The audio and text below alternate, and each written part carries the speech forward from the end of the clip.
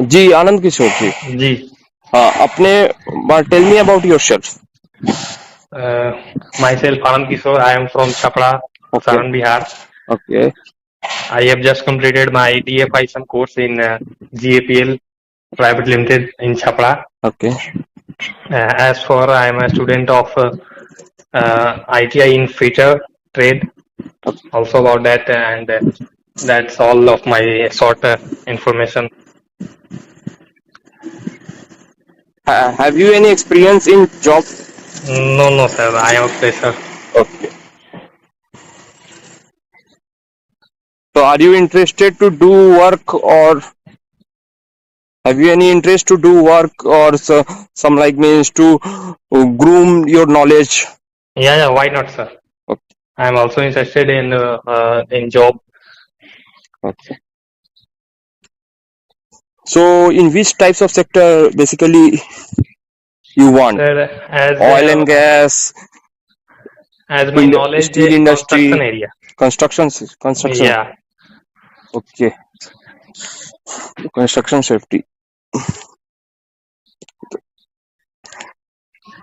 So can you elaborate the permit system?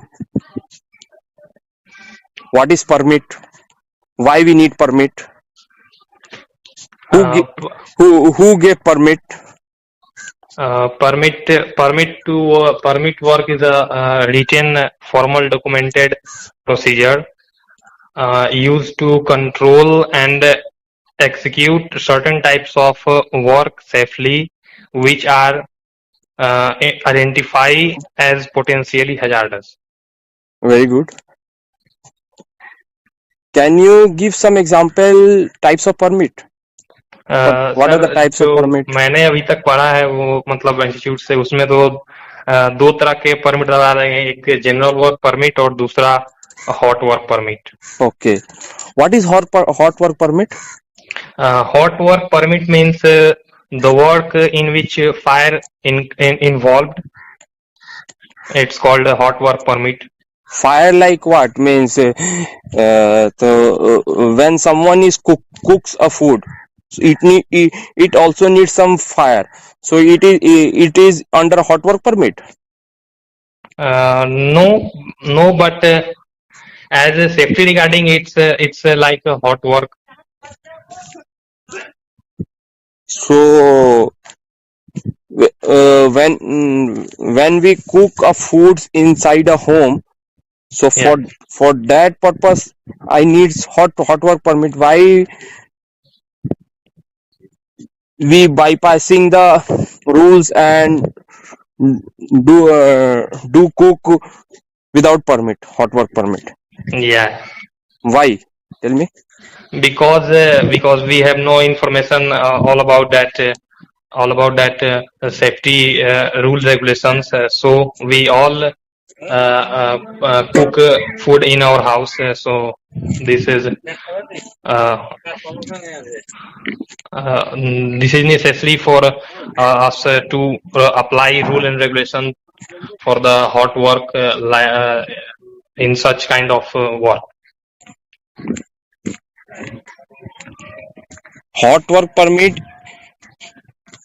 is that the continuous burning nature, the continuous burning or continuous regular burning nature, it is not come under hot work permit. Why it is not comes under hot work permit? Why is not? क्या आप बता सकते हैं? जो regular run कर रही है, जल रही है, उसको हॉट वर्क परमिट में हम लोग नहीं लेते हैं. क्यों नहीं लेते हैं आप बता सकते हैं? नहीं सर. ओके. जो आपका कंटिन्यूअस जो बर्निंग नेचर है, लाइक हम लोग यहाँ पे इंडस्ट्री में जैसे हम लोग बॉयलर रन करते हैं. हाँ.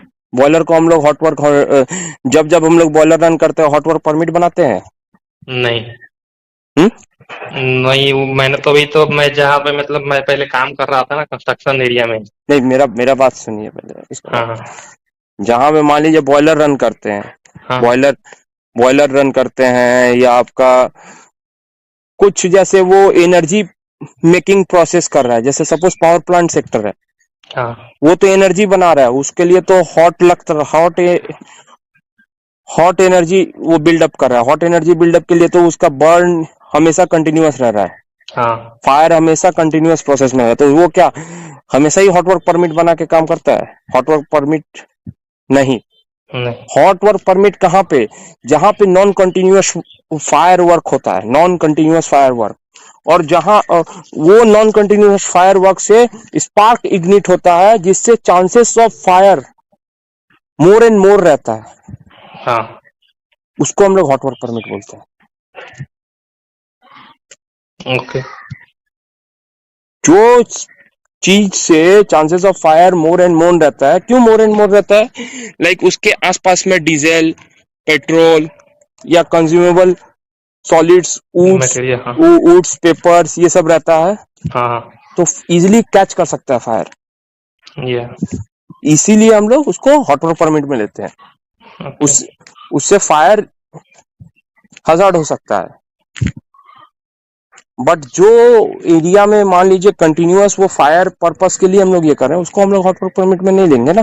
घर में खाना नहीं बन रहा है चूल्हा पे, उसको हॉट वर्क परमिट थोड़ी ना लेंगे। नहीं यही बात है। अच्छा, जनरल परमिट क्या है जी? सर जनरल परमिट मीन्स मतलब जिसमें आग ना हो वो जनरल परमिट है, like as housekeeping, washing, manual handling, lubricating. क्यों जनरल परमिट में आप मेंटेनेंस वर्क नहीं कर सकते? हाँ अगर उस वर्क में अगर फायर ना हो तो हम उसको कर सकते हैं। वही जनरल परमिट। अच्छा, जनरल परमिट जो है वो कितने मीटर हाइट तक हम लोग जनरल परमिट के अंदर काउंट करते हैं?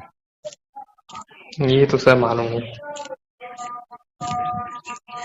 बिलो 2 मीटर जो भी है, बिलो बिलो 2 मीटर हाइट, वो जनरल परमिट में काउंट होता है, from the ground level. Okay और 1.5 मीटर, 1 कहीं कहीं according to occupational health safety OSHA standard के हिसाब से 2 मीटर है, ओके और आपका निबोश के हिसाब से 1.5 मीटर है। तो 1.5 to 2 मीटर के बिलो रहने से उसे हम लोग जनरल परमिट कहते हैं। जनरल हाँ जनरल परमिट्स और हॉट वर्क परमिट्स पीपीईज काफी डिफरेंट हो जाता है।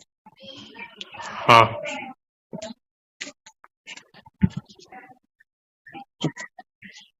What type of PPEs basically carries in hot work permit? like leather gloves, Leather hand gloves, leather hand gloves, leather aprons, safety goggles और safety shoes, hard hat, hard hat.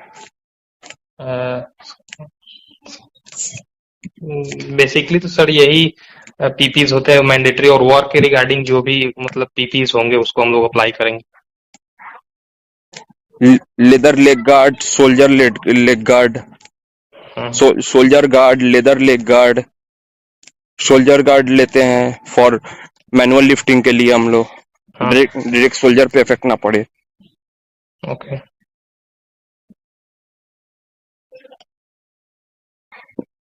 अच्छा, confined space permit के बारे में आप जानते हैं? Confined space, हाँ sir मालूम तो है उसके बारे में। Yes, please elaborate. सर वो जैसे कन्फाइंड स्पेस में जाने के लिए एक परमिट होता है, जिसपे जो भी कॉम्पिटेंट पर्सन है वहाँ, जो मतलब जो उसके अंदर काम करने वाले हैं, उसके अटेंडेंट, होल वॉचर, वो सभी की उसमें मतलब उसको फिलअप किया जाता है उनके द्वारा, और उसपे HSC का EHS या जो भी वहाँ के ऑथोराइज पर्सन है उनके द्वारा इशू होने के बाद उसको काम करने के लिए दिया जाता है। होल वॉचर का क्या ड्यूटी रहता है? होल वॉचर का सर यही ड्यूटी रहता है कि वो जो नीचे गए हुए हैं इंट्रेंट उनसे वो हमेशा कम्युनिकेशन बना के रखे और वो एंट्री पॉइंट पे हमेशा रहे और जो भी person entry and exit point दोनों। हाँ हाँ, और जो भी पर्सन अंदर गए हुए हैं और बाहर आ रहे हैं वो उनको देखे और रेगुलर गैस टेस्ट करे कन्फाइनेंसेस के बाहर का और उनको गैस लेवल के बारे में जानकारी दे जो कि जो कन्फाइनेंस स्पेस के नीचे गए हुए हैं और वेरिफिकेशन का ख्याल रखे। कन्फाइंड स्पेस में काम करने के लिए कितना % ऑक्सीजन रिक्वायर्ड रहता है? सर मैंने जो भी पढ़ा है वो तो 19.5 से लेकर 23.5 तक होना चाहिए। 19.5 जो ऑक्सीजन लेवल है जी हाँ। वो किस टाइप के कैटेगरी में आता है ऑक्सीजन लेवल? ऑक्सीजन लेवल ये सर मैं नहीं बता सकता है। एलईएल क्या है? एलईएल और यूएल क्या है? एलईएल लोअर एक्सप्लोजिव यूनिट है और यूएल अपर एक्सप्लोजिव यूनिट। एलईएल को डिफाइन कर पाएंगे कुछ? हाँ सर मैं कोशिश करता हूँ एलईएल को डिफाइन करने के लिए। एलईएल लोअर एलईएल यूएल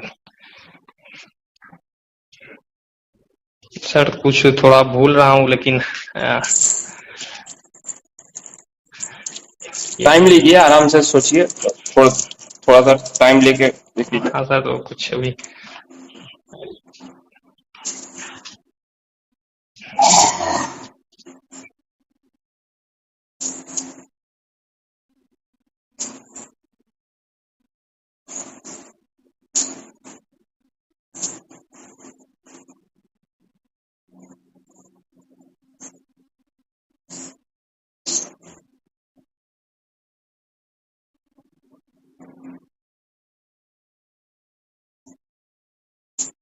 जी बोलिए।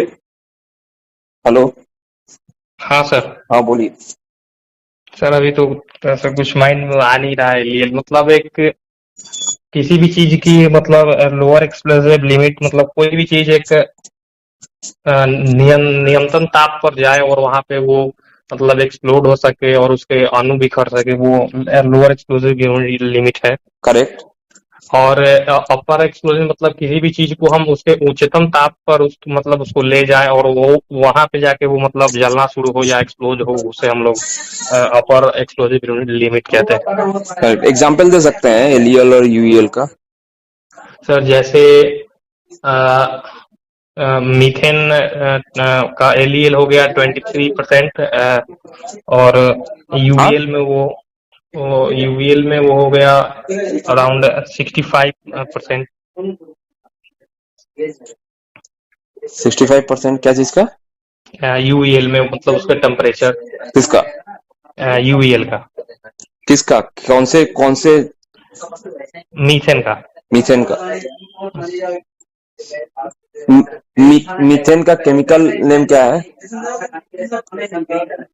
मीथेन का सर माइंड नहीं आ रहा chemical.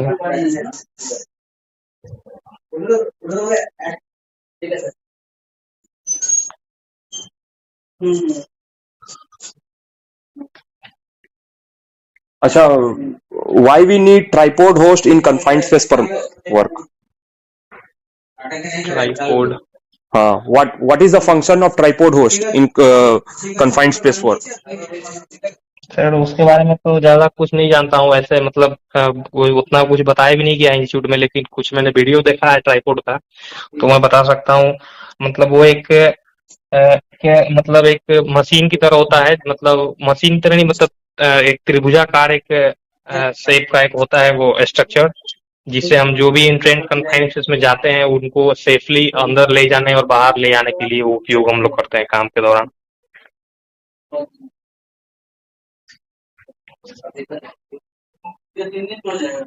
What is the full form of EVA? EVA। EBA. EVA नहीं बता सकते सर ये भी। Emergency breathing apparatus. Emergency breathing apparatus. Can you elaborate the term EBA? What is EBA? No sir मैंने तो ये नहीं पढ़ाई, नहीं पढ़ा सर ये मैंने, ये भी फर्स्ट टाइम ये मतलब वर्ड सुन रहा हूँ।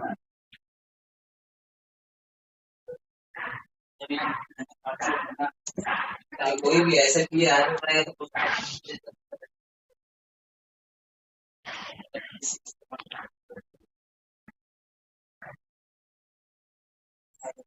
इतना बड़ा बड़ा फोटो से ले दिया ना उससे सब So, have you any idea in firefighting system? Fire fighting system, हाँ मतलब एक फायर फाइटिंग सिस्टम मतलब फायर को एक्सटिंग्विश करते हैं उसमें, और उसके टाइप्स हो गए fire sprinkler, fire ball, fire extinguisher. Basically, how many types of fire extinguisher we carry inside the industry and domestic purpose? Okay, sir. How many types of fire extinguisher we carry?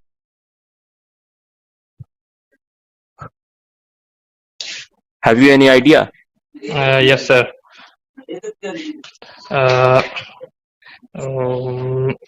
There are 5 types of fire extinguisher. First is water type fire extinguisher. Okay. Second is CO2 type fire extinguisher. Third is foam type fire extinguisher. Fourth is DCP type fire extinguisher, and last is wet chemical fire extinguisher. Very good.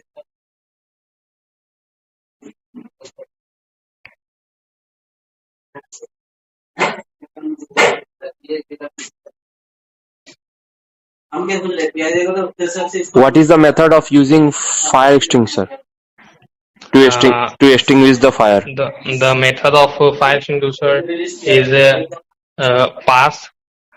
Pass method is defined as P means pull the pin. Okay. A for aim the base of fire, and S for squeeze the lever, and the last is S for swipe from side to side.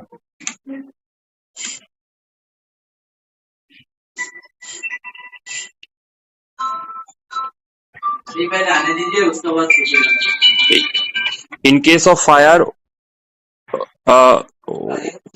what you have to do?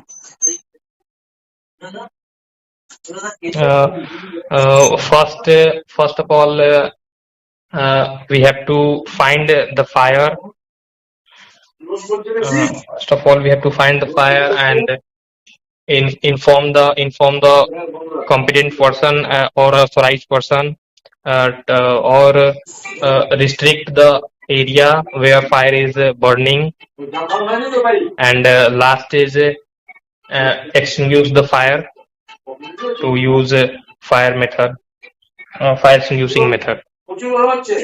What is procedure? Give a actual procedure name. In case of fire, yeah. What is procedure?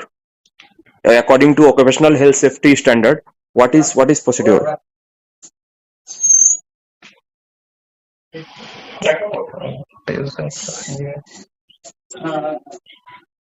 Have you heard that race rescue? Yes, sir. R goes to rescue.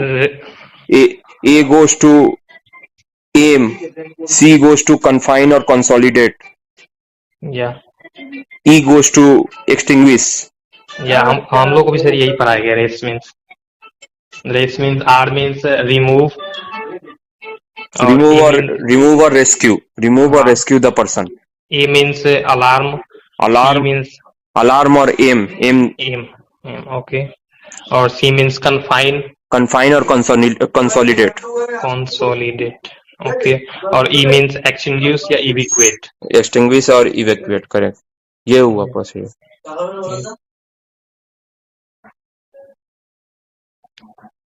What is smoothing process? Smoothing process. Yeah. Smoothing.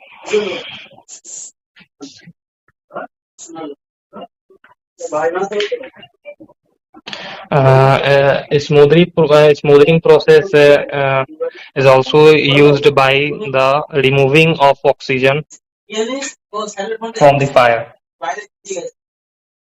And starvation? Starvation is removing a fuel. Removing or cutting of fuel. Fuel, हाँ. Or cutting of fuel is called starvation process. Okay.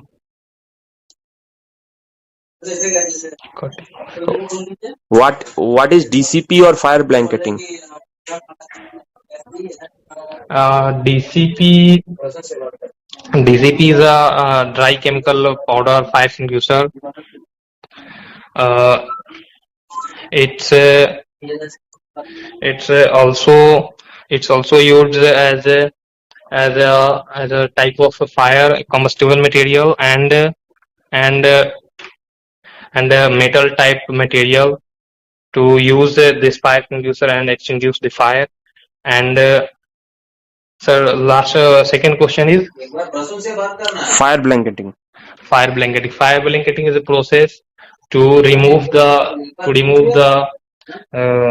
oxygen above from the air to extinguish the fire. Oh. Okay.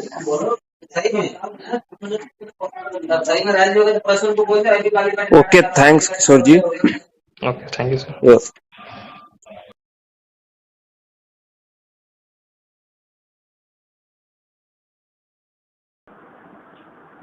Okay. अच्छा, आपने 2 साल काम किया है Gandhi construction में। जी sir. आपका वहाँ पे क्या रिस्पॉन्सिबिलिटी था? सर वहाँ पे रिस्पॉन्सिबिलिटी था कि परमिट वर्क चेक करना, प्रॉपर तरीके से एक्टिविटी देना और फायर एक्सटिंग्विशर का इंस्पेक्शन करना। उसके बाद सर मैनेजमेंट का मीटिंग अटेंड करना। अच्छा। एक्सीडेंट का रिपोर्ट तैयार करना, मंथली स्टैटिस्टिक्स निकालना, यहाँ रिस्पॉन्सिबिलिटी था यही सर। जी। अच्छा, मैनेजमेंट के साथ जो आपका मीटिंग होता था। जी सर। मैनेजमेंट के साथ जो आपका मीटिंग होता था। जी जी। उनमें आप किस इशू पे चर्चा करते थे? सर उसमें हम चर्चा करते थे कि जो भी पीपीज है, जो भी मतलब डिसऑर्डर हो गया है, जिससे खराब हो गया है कोई उसमें का मटेरियल पीपीज, तो उसको रिपेयरिंग या मेंटेनेंस के लिए उसको जल्द से जल्द काम किया जाए, उस पर किसी तरह की दिक्कत ना हो वर्कर्स के साथ। जी, मेरा यही वहाँ पे भूमिका था ज़्यादा करके। अच्छा, ये जो गांधी कंस्ट्रक्शन है, ये पाइप वेल्डिंग का काम कराती है? सर एचपी था, रिफाइनरी। जी जी। ठीक है। तो पाइप वेल्डिंग में आप क्या देखते थे? जी सर। पाइप वेल्डिंग में आप क्या देखते थे? सर वहाँ पे हम तो स्टार्टिंग से ही थे, जैसे कि फाउंडेशन का काम हो रहा था ना, एग्जावेशन का, उस टाइम से ही। जी सर। तो जो पाइप वेल्डिंग होता है उसमें क्या क्या खतरा होता है? पाइप वेल्डिंग में सर खतरा होता है कि वहाँ से इग्निशन सोर्स निकलता है और उस इग्निशन सोर्स से फेस को जला सकता है। तो इसके लिए हमें वहाँ पे फेस शील्ड लगाना चाहिए और हैंड ग्लव्स लगाना चाहिए और गॉगल्स भी, ये सब। जी। अच्छा, परमिट सिस्टम का क्या वहाँ पे अरेंजमेंट था? जी सर। परमिट सिस्टम का क्या वहाँ पे सिस्टम था परमिट का? परमिट सर रोज इशू होता था। अच्छा। परमिट आप जो लेते थे और डेली बेसिस पे होता था, वो कितने समय के लिए वैलिड होता था? सर 24 घंटे के लिए। 24 घंटे के लिए हॉट वर्क का लेते थे ना? जी सर। हॉट वर्क का परमिट आप लेते थे ना? जी जी। ओके, एग्जावेशन का सर, एग्जावेशन जो होता था ना वहाँ पे, हाँ, वही का उसी का सर इशू हो जाता था परमिट। अच्छा। और ये जो मिनिमम वैसे वेल्डिंग, 12 घंटा का होता था सर परमिट, अच्छा, बट कभी कभी 24 घंटा भी उसको हम्म, वैलिड रहता था वो वैल्यू। ओके, डे और नाइट शिफ्ट दोनों के लिए? जी जी, डे और नाइट दोनों के लिए। अच्छा, तो आप फिलहाल अलग कभी से, कभी होता था ये 24 घंटा, नहीं तो ओके ओके मिनिमम ओके, 12 घंटा ही सर। आप अलग से हॉट वर्क परमिट लेते थे या फिर क्या सिस्टम था इसका? सर हॉट वर्क परमिट नहीं, हम तो लेते थे सर एग्जावेशन का ओनली। एग्जावेशन तो का वहाँ पे फिर पहले कार होता था, उसके बाद ही हॉट वर्क ये सब हुआ। तो फिर वेल्डिंग के लिए आप एक्सकवेशन परमिट कैसे यूज कर सकते हैं? जैसे एग्जावेशन का सर वहाँ पे काम हो रहा था ना, हम्म, तो वहाँ पे परमिट पहले इशू करना होता था वहाँ पे, कोई खतरा उतरा ना नहीं, हो। मेरे कहने का मतलब आप नहीं समझ रहे। जैसे आपने एक्सकवेशन आपको करवाना है तो आपने एक्सकवेशन का परमिट लिया, जी जी। फिर आपको जब वेल्डिंग कराना है, हॉट वर्क कराना है, तो उसके लिए आपको अलग से हॉट वर्क परमिट लेना पड़ेगा ना? जी सर, उसके लिए वहाँ से अलग सा परमिट। हाँ, तो आप लेते थे हॉट वर्क परमिट? ऐसे सर मेरे से एक उच्च सीनियर अधिकारी थे, वो इशू करते थे। अच्छा, यानी आपका परमिट में किसी तरह का इन्वॉल्वमेंट नहीं था? नहीं सर, मेरे से उच्च सीनियर अधिकारी थे ना, वो थे। अच्छा अच्छा अच्छा, ये जो स्कैफोल्डिंग इरेक्शन से पहले आप क्या देखते थे वहाँ पे? जी सर, इसका फोल्डिंग से पहले हाँ, इरेक्शन से पहले वहाँ क्या क्या आप अरेंजमेंट करवाते थे? सर वहाँ पे तो सबसे पहले मिट्टी जो है वहाँ पे समतल होनी चाहिए था, वहाँ पे समतल सरफेस एरिया होनी चाहिए था वहाँ पे, तभी हम इसका फोल्डिंग को वहाँ पे खड़ा कर सकते थे। और वहाँ पे हाउस कीपिंग प्रॉपर तरीके से सही होना चाहिए था, वहाँ पे देखना पड़ता था। जी।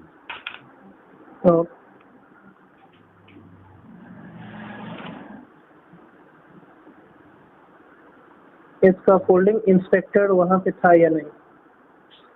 इसका फोल्डिंग इंस्पेक्शन इंस्पेक्टर इसका फोल्डिंग को जो इंस्पेक्ट करता है?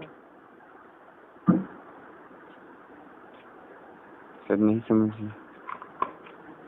इसका फोल्डिंग जो इंस्पेक्शन करते हैं, इसका फोल्डिंग प्रॉपर तरीके से बना है कि नहीं, उसका स्टैंडर्ड क्या है, वो सारा चीज वो लोग चेक करते हैं। सर तो उसका जो वो पर्सन थे कि नहीं वहाँ? स्टैंडर्ड ये सब सर, उसमें स्टैंडर्ड तो था, स्टैंडर्ड तो होना जरूरी है उसमें। नहीं, मेरे कहने का मतलब वहाँ पे इसका फोल्डिंग इंस्पेक्टर था या नहीं, मैं ये पूछ रहा हूँ। सर ये तो सर नहीं। अच्छा, टैग सिस्टम का क्या अरेंजमेंट था वहाँ पे, इसका फोल्डिंग टैग का? इसका फोल्डिंग का इसका फोल्डिंग टैग होता है ना? जी जी, टैग होता है सर। हाँ हाँ, तो उसका क्या अरेंजमेंट था वहाँ? जैसे कि सर वहाँ पे कोई इसका फोल्डिंग सर, इसका फोल्डिंग कोई खराब हो चुका है, उसमें कोई स्टैंडर्ड या लेजर या ट्रेंजम नहीं होता था उसमें, तो बोर्ड ये सब नहीं होता था, वो खराब हो गया है, बिखर गया है, तो वहाँ पे सर टैग आउट को लगा दिया जाता था कि इसको यूज नहीं करना है। हाँ, ये रिपेयरिंग के लिए रखा हुआ है, ये रिपेयरिंग होगा तभी इसे यूज करना है, तो उसके लिए वहाँ पे कौन सा टैग लगाते थे आप? तो टैग लगाते थे जो इसको सर क्या बोलते हैं, इसको आप यूज नहीं कर सकते हैं ना, वो लगाते थे डेंजर उस पे लिख कर लगा देते। उसका कलर क्या था? पीला था सर। पीला था, उसको ऊपर से रेड कलर का जो लिखा हुआ। पीला और रेड दोनों था? जी सर, उसका जो बैक था, बैकग्राउंड उसका पीला था और उस पे रेड कलर से लिखा हुआ।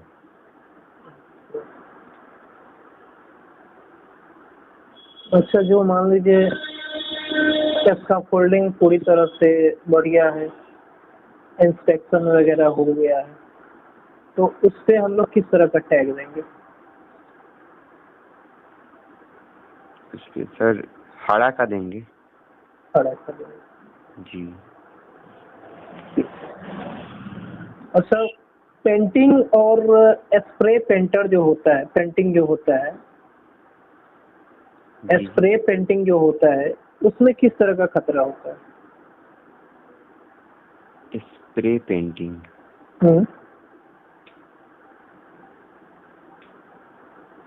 ये आपके सारे गांधी कंस्ट्रक्शन में ये एक्टिविटी होते हैं। आपके जो एक्सपीरियंस सर्टिफिकेट जो आपने सेंड किया है उसमें सारा ये एक्टिविटी मेंशन।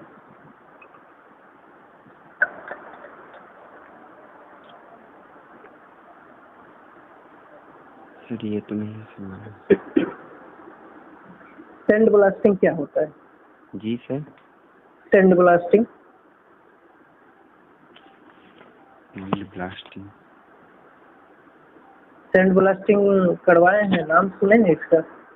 सर नहीं सुने हैं सैंड ब्लास्टिंग। ये सारे आपके एक्सपीरियंस सर्टिफिकेट जो आपने भेजा है Gandhi construction company private limited, इसमें वो सारा एक्टिविटी मेंशन है।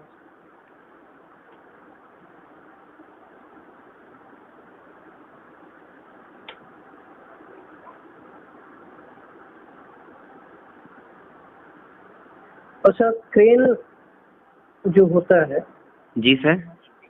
क्रेन से रिलेटेड कुछ हजार्ड बताइए, क्या क्या खतरा हो सकता है?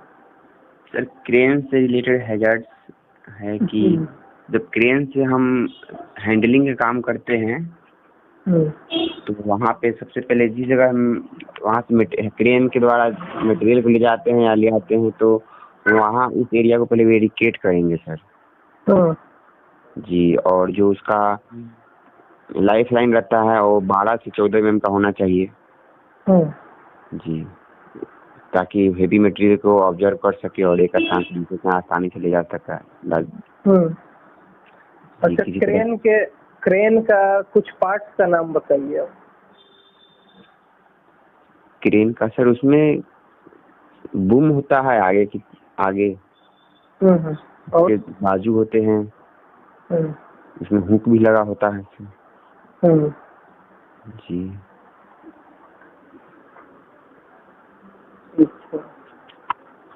सीलिंग क्या होता है? सीलिंग सर जो रस्सी होता है ना उसी को सीलिंग बोलते हैं। ये कितने टाइप का होता है? सीलिंग तो 3 टाइप का होता है सर। कौन कौन सा? उसका नाम कलर सर बता सकते थे, उसका नाम भूल रहे हैं। टाइप बताइए, कलर में नहीं पूछ रहा हूँ, टाइप बताइए कितने टाइप का होता है?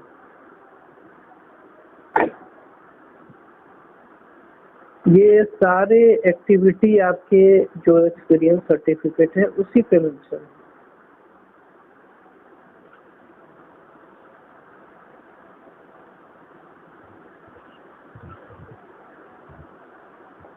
देखिए, ये तो आपका मॉक इंटरव्यू है। जब कभी आप अपने फाइनल इंटरव्यू के लिए किसी कंपनी के लिए जब आप अपना एक्सपीरियंस सर्टिफिकेट फॉरवर्ड करें तो एक बार उस एक्सपीरियंस सर्टिफिकेट में जितना भी एक्टिविटी मेंशन है उसको एक बार अच्छी तरह से पढ़ लीजिए, क्योंकि आपको जो भी पूछा जाएगा वो सारा आपके एक्सपीरियंस, आप क्या क्या करवाते थे वहाँ पे, उसी के रिगार्डिंग पूछा जाएगा। तभी तो आपने एक्सपीरियंस शो किया है 2 साल, तो 2 साल के अनुसार ही क्वेश्चन किया जाएगा आपने 2 साल में क्या क्या काम करवाया है। ठीक है। और अच्छा ये बताइए, आप एक्सकावेशन भी करवाते थे वहाँ? जी जी। तो एक्सकावेशन में क्या क्या आप खतरा देखते थे वहाँ? सर एक्सकावेशन में खतरा ये होता था कि मिट्टी कोलैप्स हो सकती थी और कोई वर्कर्स इंजर्ड हो सकता है वहाँ पे, इसलिए उनको स्लोपिंग या बेंचिंग सिलाई करनी चाहिए था। संभव नहीं है तो 19 डिग्री पे खुदेगा, बट वहाँ पे सील और सोडिंग लगाना जरूरी है। जी। और उसकी एग्जावेशन के दौरान सर टॉक्सिक गैसेज निकल सकती थी वहाँ पे। सांप बिच्छू भी निकल सकते हैं वहाँ पे कोई। वहाँ पे प्रिकॉशन में आप क्या देखते थे वहाँ पे? प्रिकॉशन में क्या देते थे वर्करों के लिए? सर स्काफ फोल्डिंग का प्रिकॉशन तो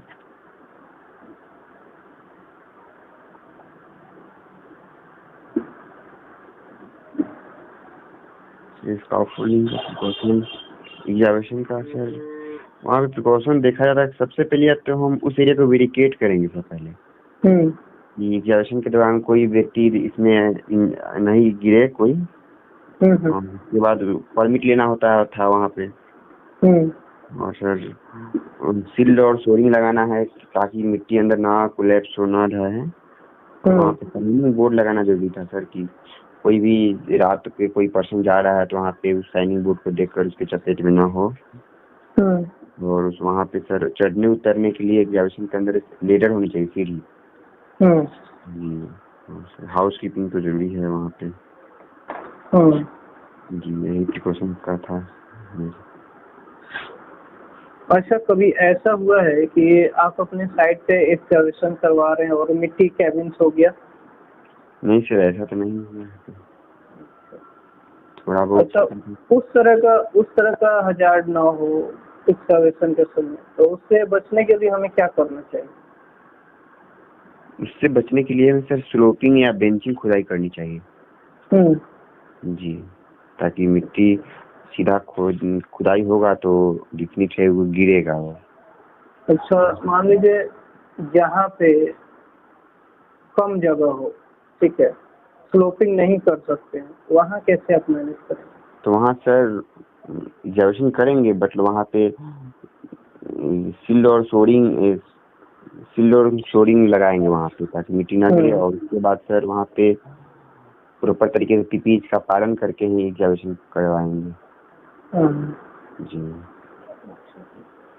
और मिट्टी को खोदेंगे तो उसे हम 1 फीट दूर ही रखेंगे ताकि मिट्टी अंदर ना गिरे फिर। हीरा क्या होता है? जी सर हीरा क्या होता है? हीरा एक ऐसी प्रक्रिया है कि जिसमें जो भी हैजार्ड्स है सर उसको हम आइडेंटिफाई करते हैं। और उसके बाद हैजार्ड्स में जो रिस्क है उसको हम इवेल्युएट करते हैं। और उसके बाद इवेल्युएट होने के बाद उसका जो सुटेबल कंट्रोल मेजर है उसको हम लागू करते हैं। उसके बाद उसका जो रिस्क लेवल है वो मिनिमाइज हो जाती है। करते हैं। अच्छा, प्रोफेशनल एजुकेशन में आपके पास डिप्लोमा है? जी DFISN? जी सर DFISN।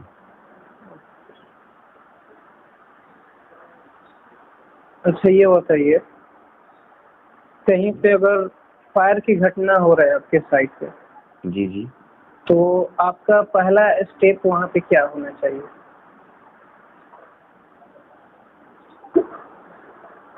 सबसे पहले तो सर हम फायर को पहचानेंगे कि किस तरह का फायर लगा हुआ है वहाँ पे।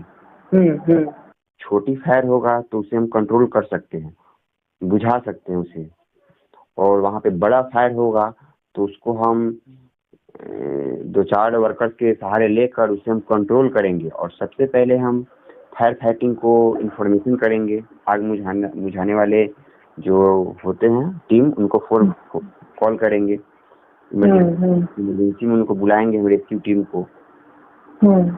जी तब तक कंट्रोल करके रखेंगे, तब तक रेस्क्यू टीम आएंगे वहाँ पे, तब तक आग कंट्रोल रहेगी। और जहाँ से इग्निशन सोर्स बढ़ने वाला है, कंट्रोल नहीं होगा, वो बढ़ने वाला है, तो वहाँ से हम उसका आगे का जो हीट है उसको हम कट कर देंगे। जी अच्छा, पास टेक्निक क्या होता है? जी सर पास टेक्निक होता है P4 पुल द पिन। पहले पिन को निकालेंगे और A4 am the base of fire. जहाँ पे फायर हुआ है वहाँ पे हम एम बनाएंगे। और उसके बाद S4 स्क्वीज द लीवर को दबाएंगे। Again S sweep from side to side. जहाँ पे आग लगेगी वहाँ पे हम आग को स्वीप करेंगे, बुझाएंगे। अच्छा ठीक है। अच्छा, फायर एक्सटिंग्विशर जो होता है जी सर, उसके कुछ पार्ट्स के नाम बता सकते हैं? जी सर। बताइए। फायर एक्सटिंग्विशर के पार्ट्स के नाम सर, जो सबसे बड़ा होता है जो टैंक, उसको बोलते हैं कंटेनर। और उसके जो कंटेनर के थोड़ा सा ऊपर रहता है उसको हम कैप असेंबली बोलते हैं। और उसमें हैंडल भी होता है और उसके ऊपर लीवर होता है, जो लीवर को स्पीड किया जाता है सर। उसमें सुरक्षा सेफ्टी पिन भी होता है। और सबसे पहले वहाँ पे एक और सर जो होता है, क्या बोलते हैं उसको, प्रेशर गेज। तो उस प्रेशर को देखेंगे कि उसमें मटेरियल है या नहीं, गैस है या नहीं। उसमें डिस्चार्ज ट्यूब रहता है और डिस्चार्ज ट्यूब के लास्ट में जो आखिरी छोटे होता है वो नोजल लगा होता है वहाँ पे। अच्छा जी। अच्छा, ये बताइए ऐसा कौन सा एक्सटिंग्विशर है जिसमें प्रेशर गेज नहीं लगा रहता है? प्रेशर गेज नहीं लगा रहता है? कोई है ऐसा एक्सटिंग्विशर? नहीं सर, ऐसा तो कोई नहीं है। प्रेशर गेज रहेगा तभी तो वहाँ उसमें मीटर शो करेगा इसमें मटेरियल है या नहीं। CO2 का नाम आपने सुना है? जी सर। CO2। CO2 में आपने देखा है प्रेशर गेज? CO2 CO2 में तो सॉरी सर, CO2 में नहीं देखा। नहीं देखे है ना?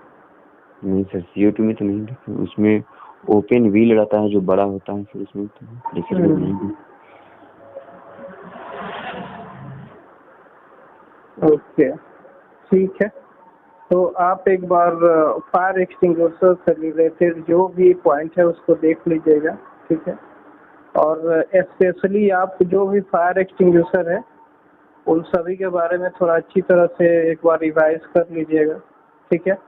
और आपके एक्सपीरियंस सर्टिफिकेट में जितना भी एक्टिविटी मेंशन किया हुआ है उन सभी को आप अच्छी तरह से पढ़ लीजिएगा, समझ लीजिएगा अच्छी तरह से, ताकि आगे आपको किसी तरह का कोई, जब आप फाइनल इंटरव्यू देंगे तो कोई दिक्कत ना हो, ठीक है जी। ये तो मॉक इंटरव्यू है। जो भी आपका गलतियां हैं, ठीक है, कमियां हैं, बस वो कमियां को दूर करिए और आने वाले समय में और बेहतर करेंगे आप, ठीक है। और ये कोशिश करिए कि जितना आप एक्सपीरियंस शो कर रहे हैं, ठीक है, यह कोशिश करिए कि आप उतना इंटरव्यूअर को दे पाए, है ना। नहीं तो इस तरह से एक्सपीरियंस 2 साल 3 साल शो करने से कोई फायदा है नहीं। वो तो आपके काम के नॉलेज के अनुसार पता चल जाता है कि आपने कितना काम किया है, ठीक है जी। ओके, तो आगे जो भी है इंटरव्यू का तैयारी करिए बेहतर तरीके से। और अभी कहीं जॉब कर रहे हैं कि नहीं? सर अभी तो नहीं कर रहे। ओके, तो कहीं अगर आप CV फॉरवर्ड करें तो बेहतर तरीके से तैयारी करके इंटरव्यू का, उसके बाद CV फॉरवर्ड करें। और मेरे ख्याल से आप अच्छा करेंगे, क्योंकि जो भी कमियां हैं उसे सुधारिए, निश्चित रूप से आप अच्छा करेंगे, ठीक है। तो चलिए, इस सेशन में जुड़ने के लिए आपका बहुत बहुत धन्यवाद। उसे हम कन्फाइंड एक्सेस करते हैं। अच्छा, कन्फाइंड स्पेस में खतरा क्या क्या होता है? तो सबसे पहले तो वहाँ पे ऑक्सीजन डिफिशिएंसी हो सकती है, ठीक है, लेवल बढ़ जाना ऑक्सीजन का। दूसरा नंबर जो होता है ऑक्सीजन अरेंजमेंट, ऑक्सीजन का लेवल कम हो जाना। ऑक्सीजन क्या अरेंजमेंट? ऑक्सीजन इरेचमेंट क्या होता है? सर ऑक्सीजन का लेवल घट जाना, जो 90.5 से वो लेवल ऑक्सीजन का लेवल कम हो जाना, तो वो डेफिशिएंसी होगा ना। तो सर 23.5 से अगर एबव हो जाता है। डेफिशिएंसी कहने का मतलब 19.5 से का अगर कम है तो वो डेफिशिएंसी, ऑक्सीजन डेफिशिएंसी। इनरिचमेंट, उसको हम लोग इनरिचमेंट बोलते हैं। ऑक्सीजन इनरिचमेंट कहने का मतलब 23.5 से अगर एबव हो तो वो ऑक्सीजन इनरिचमेंट, यानी ऑक्सीजन का ज्यादा हो जाना। आगे बोलिए। तीसरा नंबर जो होता है उसमें इलेक्ट्रिकल शॉक लग सकती है कन्फाइंड स्पेस में। और जो फोर्स है उसमें फ्लेमेबल मटेरियल्स हो सकती हैं। लाइटिंग का कमियां हो सकती हैं सर। वहाँ पे वेंटिलेशन में कमियां होती हैं सर कन्फाइंड स्पेस में। और सर लगभग सर मेजर होता है ना सर 7 टाइप्स।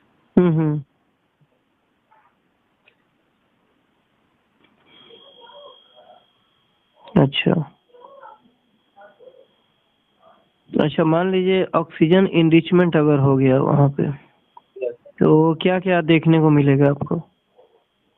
ऑक्सीजन अरेंजमेंट, तो सबसे पहले सर ऑक्सीजन जो अरेंजमेंट होगा, सबसे पहले तो मैं उसको एयर मीटर से मैंने तो देख लूंगा। तो अगर ऑक्सीजन अरेंजमेंट है तो वहाँ पे तो काम करने का अलाउ नहीं देंगे। अगर ऑक्सीजन डिफेंसी अगर अरेंजमेंट से कम होती है, जो डिफेंसी अगर उससे कम होती है तो वहाँ पे तो हम मैकेनिकल वेंटिलेशन कर सकते हैं। अगर वहाँ पे अरेंजमेंट होती है तो वहाँ पे काम करने के अलाउ नहीं देते हैं, उसके अलावा कुछ देखते नहीं करेंगे सर। और वहाँ पे क्या क्या घटना हो सकता है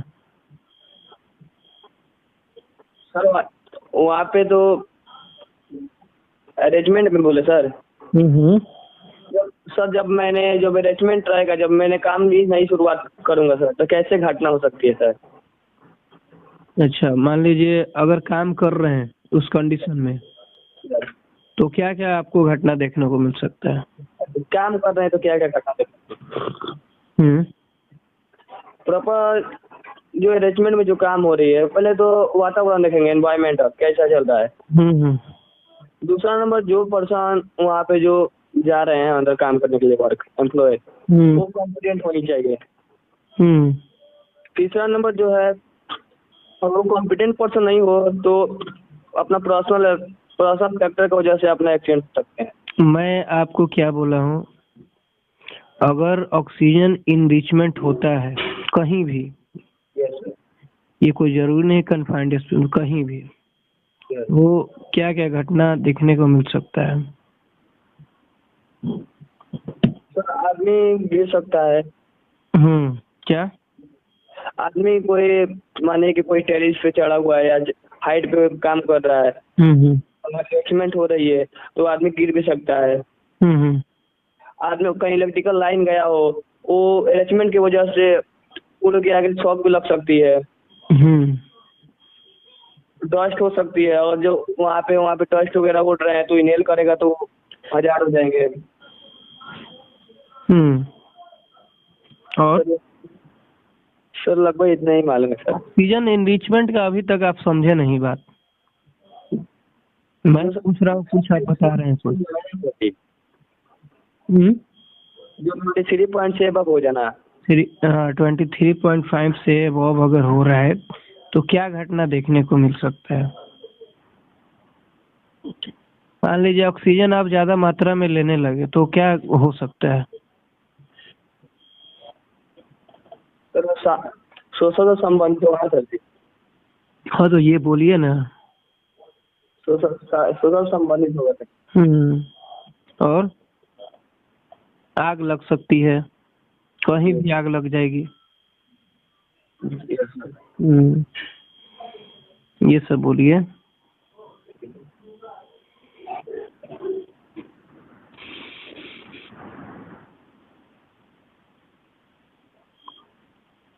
है ना? तो ये सब चीज देखिए। टॉक्सिक गैसेस भी होते हैं कन्फाइंड स्पेस में, ठीक है। टॉक्सिक मटेरियल्स होते हैं। टॉक्सिक गैसेस मटेरियल में क्या क्या आ जाएंगे? टॉक्सिक मटेरियल्स जैसे कि सर छोटे छोटे डेब्रिस पड़ा हुआ है। छोटा डेब्रिस जो है वो टॉक्सिस में आ जाएगा। वहाँ पे वेल्डिंग वर्क जो एम्प्लॉय हो रहे हैं, वहाँ पे जो टॉक्सिक गैस है वो हो सकते हैं। जैसे एम्प्लॉय कोई हार्ड वर्क कर रहा है कन्फाइंड स्पेस का, तो टॉक्सिक गैस उड़ रही है। आप कार्बन मोनोऑक्साइड का नाम सुने हैं? Yes sir. हाइड्रोजन सल्फाइड का नाम सुने? H2S, ठीक है। वेल्डिंग अगर हो रहा है तो उसका जो फ्यूम्स होता है वो भी टॉक्सिक होता है ना? तो ये सब चीज आप बता सकते हैं ना, ठीक है। और वहाँ पे कंबस्टिबल्स मटेरियल भी होते हैं, क्या क्या हो सकता है वहाँ पे? कंबस्टिबल मटेरियल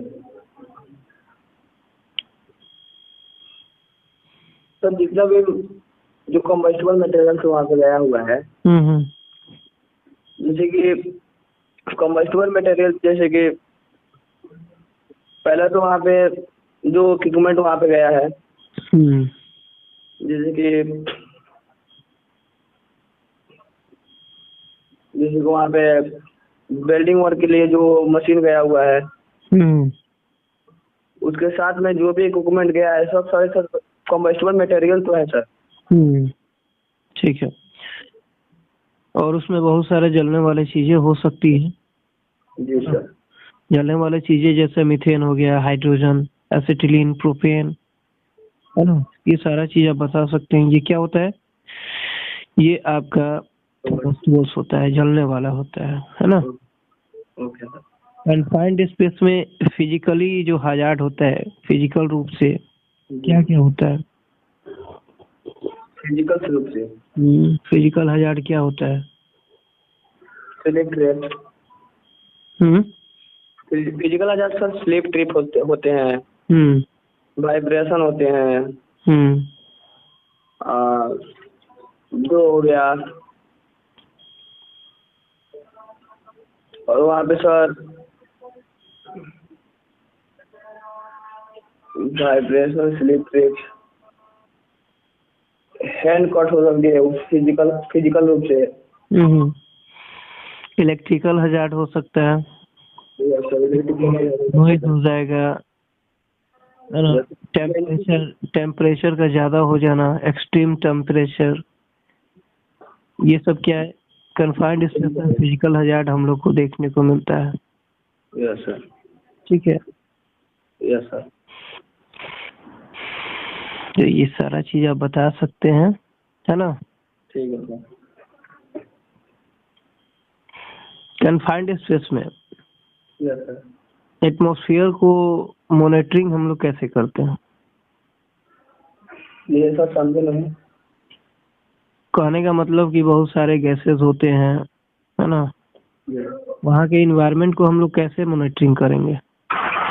सर ये जो एनवायरमेंटल जो देखो उसे हम एयर मीटर से चेक करते हैं। एयर मीटर से वहाँ पे चेक करेंगे कैसा कंडीशन है। और उसके हिसाब से वहाँ पे जो भी प्रोवाइड करना है उसके हिसाब से देख कर एनवायरमेंटल का जो एयर मीटर से चेक करके उसके बाद वहाँ पे प्रोवाइड करेंगे। पहले उस एरिया को आप चेक करेंगे ना। एंट्री से पहले सबसे पहला काम क्या होता है? टेस्टिंग करना, है ना। Yes sir. टेस्टिंग में आपका सारा चीज मालूम चल जाए, ऑक्सीजन का लेवल क्या है, टॉक्सिक गैसेस हैं कि नहीं है, है ना। अच्छा, पीपी के रूप में यस सर। कन्फाइंड स्पेस में क्या क्या यूज किया जाता है? सबसे पहले सर एस्कापा यूज किया जाता है। जो एस्कापा में सारी चीज आ जाती हैं। एस्कापा का फुल फॉर्म? Breathing apartment. पूरा एस्कापा का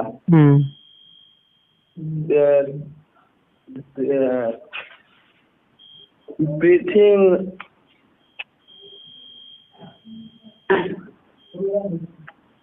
सर पूरा फॉर्म तो ब्रीथिंग अपार्टमेंट होता है सर। SCBA होता है ना। Yes sir. तो क्या होगा? एस से सेल्फ, उसके बाद क्या है? सी से कंटेन, उसके बाद क्या है? बी ब्रीथिंग, उसके बाद लास्ट में ए है aperture, self contain breathing aperture. ठीक है। Sorry sir. ओके, आगे बोलिए। और पीपीएस क्या क्या यूज करेंगे वहाँ पे? पहले तो एस्कापा यूज करेंगे। जो सर का नंबर है उसमें प्रॉपर अपना सेफ्टी शूज होना चाहिए, सेफ्टी जैकेट होनी चाहिए।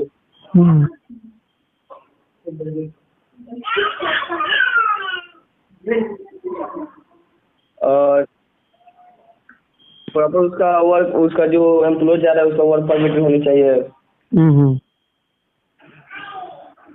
और सेफ्टी जैकेट होनी चाहिए, प्रॉपर लाइफ लाइन की यूज करना चाहिए।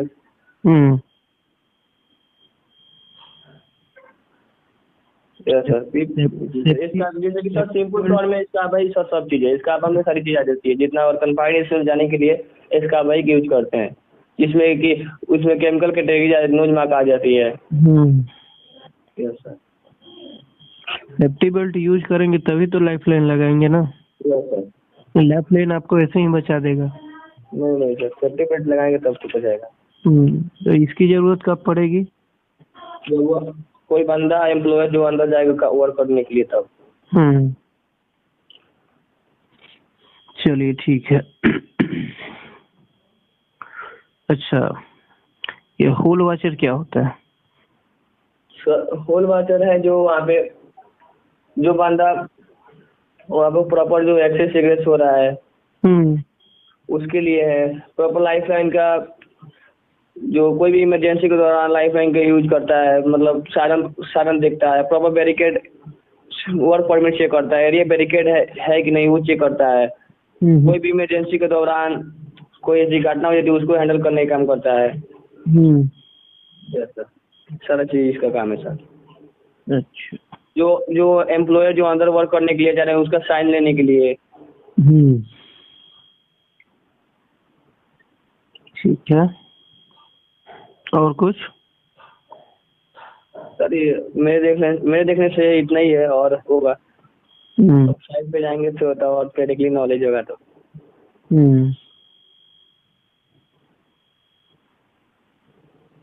चलिए बढ़िया है। ठीक है, ये लिफ्टिंग शिफ्टिंग क्या होता है? सर एक तरह का रिंगिंग वर्क होता है, जैसे कि any lifting by mechanical force. जैसे कोई भी वर्क जो लिफ्टिंग शिफ्टिंग के द्वारा एक जगह से दूसरी जगह सामान को रिमूव कर रहे हैं, मेड कर रहे हैं, उसे हम लिफ्टिंग शिफ्टिंग कहते हैं। ठीक है। अच्छा, मैकेनिकल हैंडलिंग जो होता है उसमें क्या क्या खतरा होता है? Mechanical handling? Sir mechanical handling में तो सबसे पहले लैक ऑफ ट्रेनिंग, वर्कर जो ट्रेन नहीं है। दूसरा number sir overload, overturn due to lack of communication.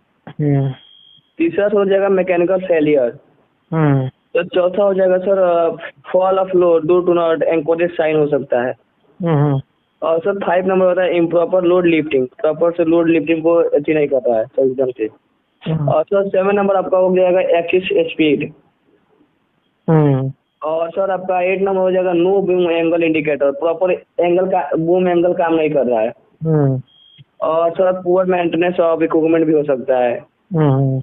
और एप्लीकेशन भी विजन हो सकता है। क्या क्या? ऑब्जेक्टिवेटेड विजन। ये क्या होता है, थोड़ा इसके बारे में बताइए। मतलब जो उसको दिखाई नहीं देता है सर।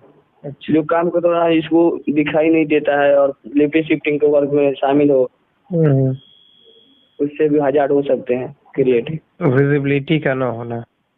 यस जी। ठीक है, और इसमें कुछ ऐड कर सकते हैं? मतलब कर सकते, मेरे ख्याल से सर तो इतना ही मालूम है। इलेक्ट्रिकेशन भी हो सकता है। मैंने बताया sir electrician due to contact with power lines. किसी तरह का हैवी रेन हो रहा है, स्टॉर्म है, उसमें भी अगर आप करते हैं तो ये हजार्डियस है। Yes sir. तो ये सारा चीज आप ऐड कर सकते हैं, बोल सकते हैं। अच्छा, एक मोबाइल क्रेन में क्या क्या होना चाहिए? मोबाइल किरान में क्या क्या होना चाहिए?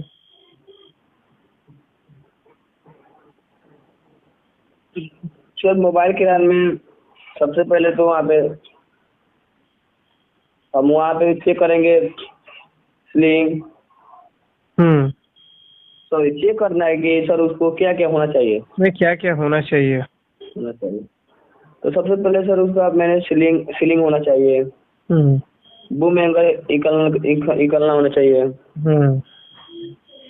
प्रॉपर जो लुक है वो होना चाहिए, वो क्वालिफाइड ऑपरेटर होनी चाहिए, प्रॉपर इमरजेंसी प्रॉपर कंडीशन में है कि नहीं किरान वो चेक करना चाहिए। बहुत सारी चीजें आप बोल सकते हैं। उसमें लोड चार्ट होनी चाहिए, द्वारा inspection level indicator, load indicator, है ना, ये सारा चीज होना चाहिए उसमें। लोड मोमेंट इंडिकेटर होना चाहिए जिसको हम लोग LMI बोलते हैं शॉर्ट फॉर्म में। LMI तो ये सारा चीज आप इसमें बोल सकते हैं। TPI उसका होना चाहिए, है ना। तो ये सारा चीज आप क्या फिजिकली अगर आप चेक करेंगे, चेकलिस्ट बनाएंगे, इसका इंस्पेक्शन करेंगे, ये सारा चीज आपको देखने को मिलेगा। तो सर फिजिकली में जैसे कि माने कि चेकलिस्ट के द्वारा अगर हमको भेज रहे हैं कोई चेकलिस्ट जब आप बनाएंगे तो आप क्या क्या चेक करेंगे उसमें? तो सबसे पहले तो मेरे साथ TPI चेक करूंगा, थर्ड पार्टी इंस्पेक्शन। दूसरा नंबर सर WLL चेक करूंगा, वर्क लोड लिमिट, इसका कितना लिमिट है। WL का मतलब वर्क लोड लिमिट, जो पहले जहाँ मैन्युफैक्चर द्वारा आया है बनकर वहाँ से कितना इसका लिमिट है। तीसरा नंबर सर SWL उसका चेक करेंगे। SWL क्या होता है? Safe work load. क्या होता क्या है? देखिए सर जैसे कि WL मैंने बताया सर कि जैसे मैन्युफैक्चर द्वारा से कोई जो किरान जो आती है वो पहले ही से जो लिमिट है वो पहले ही से तय किया रहती है कैपेसिटी के हिसाब से। तो मेरे काम है सर उसका फिर से उसका इंस्पेक्शन करना और अच्छे से चेक करना, उससे जो उसका WL का जैसे कि 20 टन का वो मैन्युफैक्चर द्वारा बन गया हुआ है टन। तो मेरा काम है सर उसे दो या तीन और अच्छी तरह से काम कर रही है तो 2 या 3 टन कम कर 5 टन, जैसे 20 टन है तो 5 टन लिमिट कर देंगे, उसे बोलते हैं वर्क लोड, जो बाई कॉम्पिटेंट पर्सन के द्वारा किया जाता है। उसके बाद सर इंश्योरेंस चेक करेंगे। SWL क्या होता है? वो सेफ वर्क लोड। तो ये होता क्या है, इसके बारे में बताइए। सर सेफ वर्क लोड के बता नहीं रहे सर, कॉम्पिटेंट पर्सन के द्वारा लिमिट तय किया जाता है। यस सर, जैसे कि मैंने बताया सर जैसे कोई भी मैन्युफैक्चर से द्वारा से कोई भी इक्विपमेंट जो जैसे किराने कोई इक्विपमेंट आ रही है वहाँ पे काम करने के लिए SWL के बारे में एक बार पढ़ लीजिएगा, ठीक है। और क्या होना चाहिए? उसका इंश्योरेंस चेक करना चाहिए, उसके बाद उसका लॉग बुक चेक करना चाहिए, रिपेयरिंग चेक करना चाहिए कितना टाइम से हुआ है कि नहीं, रिप्लेसमेंट देखना चाहिए, और बाई चेकलिस्ट इंस्पेक्शन पार्ट करना चाहिए, पूरा पार्ट को इंस्पेक्शन करना चाहिए चेकलिस्ट के द्वारा। और ऑपरेटर का ड्राइविंग लाइसेंस नहीं चेक करेंगे? यस सर, ऑपरेटर भी क्वालिफाइड होना चाहिए, लाइसेंस उसका हैवी होना चाहिए सर, एक्सपीरियंस उसका होनी चाहिए, और नाउ अबाउट रिंग वर्क होनी चाहिए, and also now inspection of mechanical equipment check करना चाहिए। तो प्रॉपर इमरजेंसी के दौरान जो ऑपरेटर प्रॉपर हैंडल कर पा रहा है कि नहीं कर पा रहा है। Maintenance of equipment and maintain log book check करना चाहिए, और जो वर्कर है उसका भी लॉग बुक चेक करना चाहिए, उसका क्या डायरी में क्या क्या लिखा हुआ है। चलिए बढ़िया है।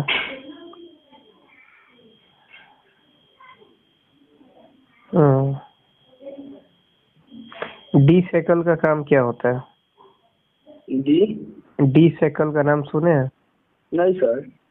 अच्छा, डी साइकिल का नाम नहीं सुने हैं? नहीं सर, नहीं सुने। ये भी लिफ्टिंग समझिए तो टूल्स टैकल्स का काम करता है, मालूम होना चाहिए आपको, बोलते हैं है ना।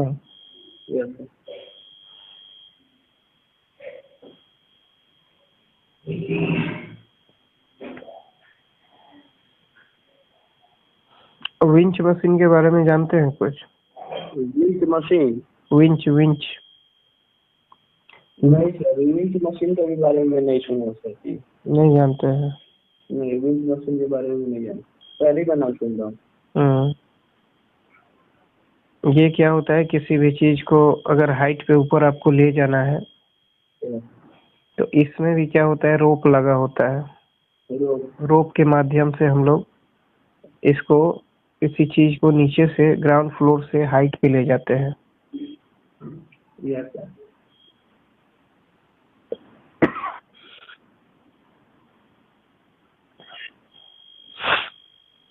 और बताइए, ये जो आपका हाइट वर्क होता है, हाइट वर्क हम लोग कब कंसीडर करेंगे? 1.8 मीटर से अब और मतलब 1.8 मीटर से अब कोई भी अगर वर्क, जैसे कि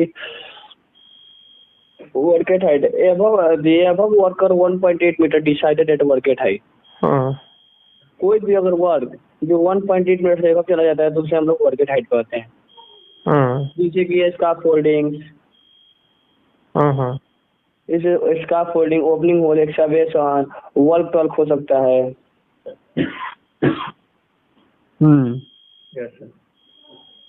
लेडर सब 1.8 मीटर से ऊपर चला जाता है।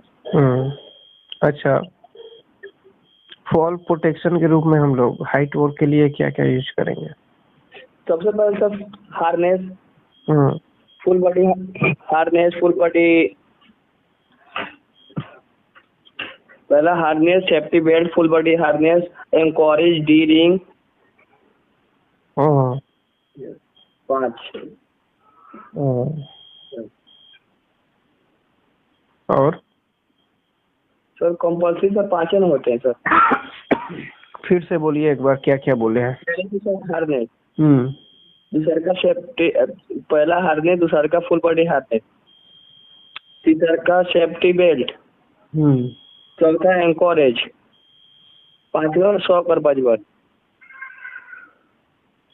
आप ये क्या बता रहे हैं? एक ही चीज को आप 4 बार बता दिए। तो पहले तो हार्नेस, दूसरा सेफ्टी बेल्ट, तीसरा एंकोरेज। हार्नेस क्या होता है ये बताइए? हार्नेस जो हेलमेट के ऊपर जो रहता है ना सर जी, हार्नेस। अच्छा, हेलमेट के ऊपर हार्नेस, जो हेलमेट पहना रहते हैं, और वहाँ पे लेनियार्ड होनी चाहिए।